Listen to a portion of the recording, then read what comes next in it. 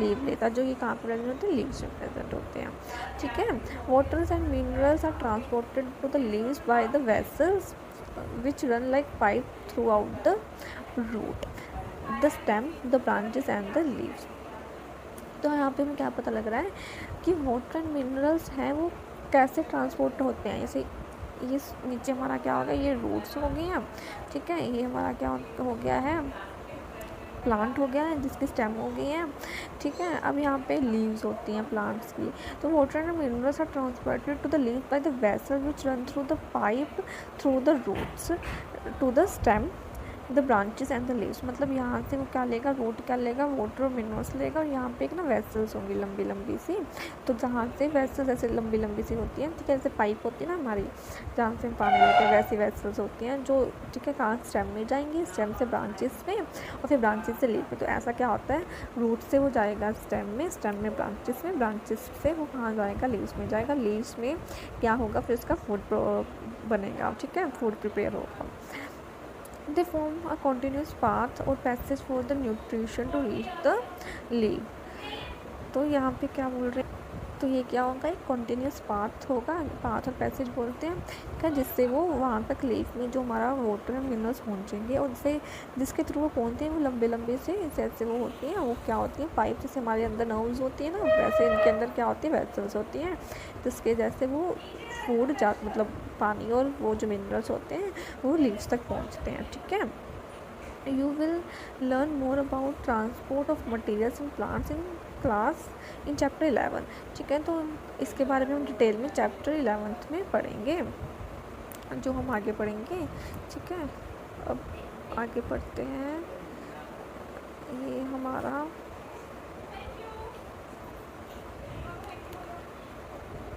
तो हमारा ये रहा नेक्स्ट कि the leaves have a green pigment.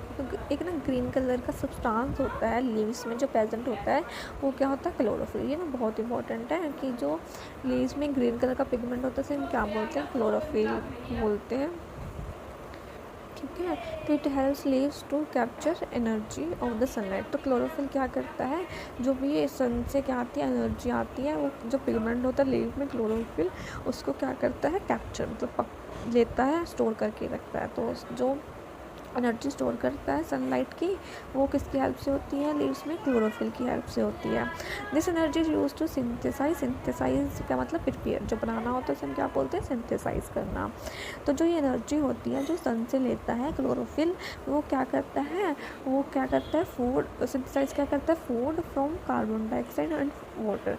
तो जो फूड प्रिपेयर होता है कार्बन डाइऑक्साइड एंड वाटर से, किसकी हेल्प से होता है, जो एनर्जी क्लोरोफिल ने क्या ली होती है, सनलाइट से ली होती है। तो इट मीन्स जो फूड प्रिपेयर करने के लिए क्या क्या ज़रूरी है, जो सनलाइट है, ठीक है, जो क्लोरोफिल लेता है, और कार्बन डाइऑक्साइड एंड वाटर। ठीक है, since the synthesis of food occurs in the presence of sunlight is called photosynthesis. तो जो फूड है सिंथेसाइज होता है प्लांट्स में, लीव्स में, वो किसकी हेल्प से होता है, किसके प्रेजेंस में होता है, सनलाइट के प्रेजेंस में होता है। तो इसको हम क्या बोलते हैं, फोटोसिंथेसिस बोलते हैं। तो फोटो का मतलब हो गया लाइट, सिंथेसिस का हो गया टू कंबाइन, मतलब बनाना, प्रिपेयर करना। So we find that the chlorophyll, sunlight, carbon dioxide and water are necessary to carry out the process of the photosynthesis. तो हमें क्या पता लगा कि chlorophyll, sunlight, carbon dioxide, water, वो क्या है, ज़रूरी है हमारे प्रोसेस के लिए, फोटोसिंथेसिस के प्रोसेस के लिए। तो इंपॉर्टेंट कंपोनेंट्स क्या होंगे, क्लोरोफिल, सनलाइट, CO2, वाटर। ठीक है, इसके बिना क्या होगा, फोटोसिंथेसिस का प्रोसेस कैरी आउट नहीं होगा। It is unique process on the earth. तो ये एक बहुत यूनिक सा प्रोसेस है, हर जगह पे नहीं होता। The solar energy is captured by the leaves and stored in the plant in the form of food। तो जो सोलर एनर्जी कौन सी होती है, जो सन से आती है। ठीक है, वो कहाँ होती है, कैप्चर होती है, लीव्स में कैप्चर होती है, और स्टोर्ड होती है in the plant in the form of food. किस स्टोर वो आई, ठीक है, कैप्चर लीव्स में, और वो किस फॉर्म में स्टोर हो गई, फूड की फॉर्म में स्टोर हो गई। The sun is the ultimate source of energy for all organisms. तो जो सन है वो क्या है, एक अल्टीमेट सोर्स है कि इसके बिना हमारा लिविंग ऑर्गेनिजम्स का जीना मुश्किल है। अगर सनलाइट ही ना हो तो क्या फोटोसिंथेसिस का प्रोसेस हो पाएगा? तो ऑब्वियसली नहीं हो पाएगा। तो सन क्या है, ये इंपॉर्टेंट है, ये कि sun is the ultimate source of energy for all organisms. ठीक है, क्या you imagine life on earth in the absence of photosynthesis? अगर फोटोसिंथेसिस का प्रोसेस ना हो तो क्या हमारी लाइफ पॉसिबल है? नहीं पॉसिबल है। तो अगर देखो, अगर आप बोलोगे कि हम एनिमल्स खा लेंगे, तो एनिमल्स तो भी क्या खाते हैं, वो भी प्लांट्स खाते हैं। तो फोटोसिंथेसिस के बिना कोई भी प्रोसेस क्या है, हमारा रहना इस अर्थ पे पॉसिबल नहीं है। तो फोटोसिंथेसिस क्या हो गया, एक बहुत इंपॉर्टेंट प्रोसेस हो गया। In the absence of photosynthesis there would not be any food. अगर वही लिखा ना यहाँ पे भी, फोटोसिंथेसिस के बिना कोई फूड नहीं बनेगा। The survival of almost all organism, living organism directly और indirectly depend upon the food made by the plant. तो जो हमारे जितने भी लिविंग ऑर्गेनिजम्स हैं वो डायरेक्टली या इनडायरेक्टली किस पे डिपेंड करते हैं? प्लांट्स पे डिपेंड करते हैं। जैसे कि लॉयन हो गया, टाइगर हो गया, वो एनिमल्स खाते हैं। ठीक है, तो जो एनिमल्स हैं वो तो प्लांट्स खाते हैं ना, तो ऐसे क्या हो गया, और इनडायरेक्टली टाइगर क्या हो गया, प्लांट्स के ऊपर ही डिपेंडेंट हो गया। कि अगर एनिमल्स, दूसरे एनिमल्स नहीं होंगे, हर्बीवरस एनिमल्स नहीं होंगे, तो ठीक है वो पॉसिबल नहीं हो पाएगा। ठीक है, besides oxygen which is essential for survival of all organism is produce during photosynthesis. तो हमने पढ़ा ना कि ऑक्सीजन बहुत इंपॉर्टेंट है हमारे जीने के लिए। तभी बोलते हैं ना प्लांट्स लगाओ ऑक्सीजन के लिए। तो क्यों बोलते हैं प्लांट लगाओ? क्योंकि जब ये ना फोटोसिंथेसिस का प्रोसेस होता है ना, ये फोटोसिंथेसिस का प्रोसेस होता है, तो उसमें ना जो एनर्जी रिलीज़ होती है वो होती है ऑक्सीजन।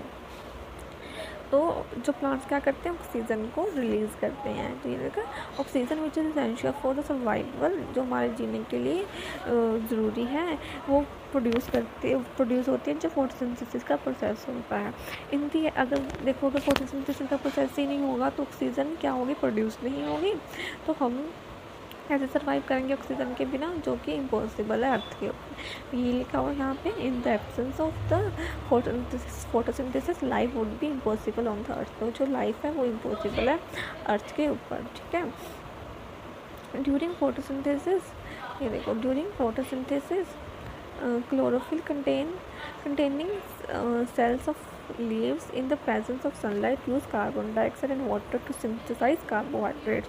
तो फोटोसिंथेसिस में क्या होता है, जो क्लोरोफिल होते हैं ना, जिसमें क्लोरोफिल होता है, सेल्स में क्लोरोफिल होता है लीव्स में, वो क्या करते हैं, सनलाइट की प्रेजेंस में क्या करते हैं, कार्बन डाइऑक्साइड एंड वाटर से क्या करते हैं, कार्बोहाइड्रेट्स बनाते हैं और क्या करते हैं, ऑक्सीजन को रिलीज़ करते हैं। ये देखो इक्वेशन लिखी हुई है, देखो ये लिखी हुई है, क्या होता है, कार्बन डाइऑक्साइड, ठीक है, और वाटर होता है। कार्बन डाइऑक्साइड वो क्या ले लेता है, और जो सराउंडिंग्स होती हैं वहाँ से ले लेता है, और वाटर, ठीक है, वो रूट से ले लेता है। इन दोनों को क्या करते हैं, सनलाइट और क्लोरोफिल कि दोनों की प्रेजेंस में क्या होता है, कार्बोहाइड्रेट और ऑक्सीजन बनता है। ठीक है, कार्बोहाइड्रेट क्या हो गया, फूड की फॉर्म में हो गया। जो ये फूड बना वो कौन सा, किसकी फॉर्म में बनता है, कार्बोहाइड्रेट की फॉर्म में बनता है प्लांट्स में। और क्या रिलीज़ होती है, ऑक्सीजन। किसके प्रेजेंस में होता है, ये देखो, सनलाइट और क्लोरोफिल। तो क्या हो गया, सनलाइट और क्लोरोफिल हो गया इंपॉर्टेंट हमारे फोटोसिंथेसिस के प्रोसेस के लिए। ठीक है, ये हमें दिखा रखा है, ये देखो।